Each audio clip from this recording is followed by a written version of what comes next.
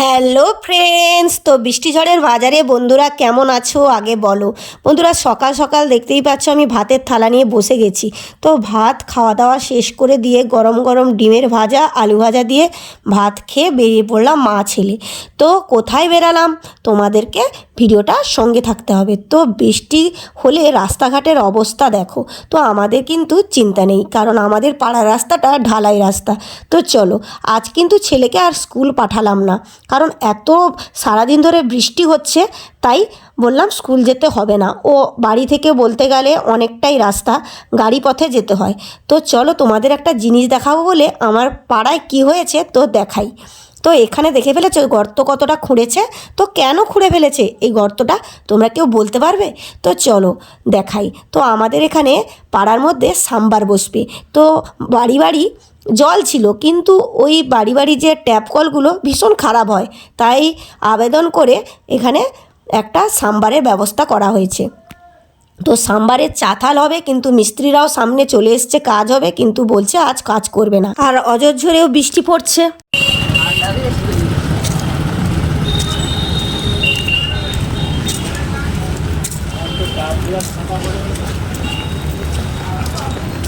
বন্ধুরা আজ কিন্তু তোমাদের আরও একটা জায়গায় নিয়ে এলাম। তো আমাদের কিসের দোকান আছে তোমরা কেউ কেউ জানতে চেয়েছিলে। তো আমাদের বলতে গেলে একটা জেন্টস পার্লার রয়েছে। তো আমার বরটাকেও দেখে নিলে, তাই তোমাদেরকে আজকে শেয়ার করলাম যে আমাদের বাড়ির দোকানটা কেমন। তো চলো ভেতরে ঢোকা যাক। তো চলো, বৃষ্টি কিন্তু প্রচুর পড়ছে বাইরে। তো বৃষ্টি পড়ুক, এদিকে তোমরা এনজয় করো ভিডিওটা দেখে। তো যারা যারা ভিডিওটা এতক্ষণ ধৈর্য ধরে দেখছো আমার এই ছোট্ট মিনি ব্লগটা, অসংখ্য ধন্যবাদ। আর অনেক অনেক ভালোবাসা থাকলো সোমা লাইভ ব্লগের সোমাদি ভাইয়ের কাছ থেকে। তো ভিডিওটা যদি যারা দেখছো ভালো লাগছে, একটা লাইক অবশ্যই, আর একটা ভিডিও শেষে একটা কমেন্ট করে দিও। তো চলো, আমার বরটাকে আরও একবার দেখিয়ে দিলাম। ও তো ক্যামেরার সামনে আসতে একদমই চায় না, তো লুকিয়ে লুকিয়ে ওকে ক্যামেরা করে কিন্তু তোমাদেরকে দিলাম। আর চলো কেমন করে সাজিয়ানো হয়েছে দেখো গ্রামের ভিতরে আমাদের জেন্টস পার্লারটা। তারপর ছেলে তো সঙ্গে ছিল, তার বললাম তার বাবাকে চুলটা কাটিয়ে দিতে। তো ওকে দোকানে বসিয়ে দিয়ে আমি চলে এলাম মাছের বাজারে। তো মাছ কিছু নেব। আর এখানে তো বৃষ্টিকাল, এখন জানো পাশে বঙ্গোপসাগর দীঘা রয়েছে। তো এখানে মাছে প্রচুর মাছ, আর মাছের শেষ নেই। তো সঙ্গে রয়েছে কাঁকড়া।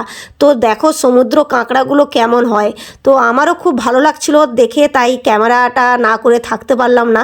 তো কেমন লাগছে বলো বন্ধুরা আমাদের এখানকার বাজারটা।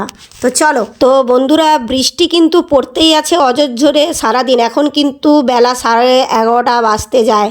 তো বাজার করে নিলাম। তো চিকেন নিয়েছি আর কিছু মাছ নিয়েছি।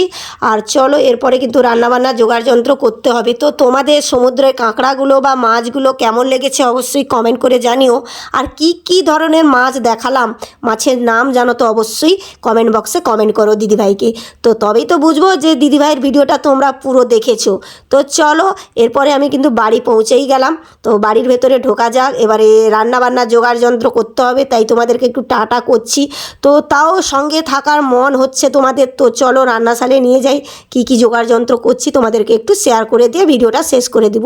আর ভিডিওটা দেখার পরে অবশ্যই লাইক কমেন্ট করে ভিডিওটা শেষ করো বন্ধুরা।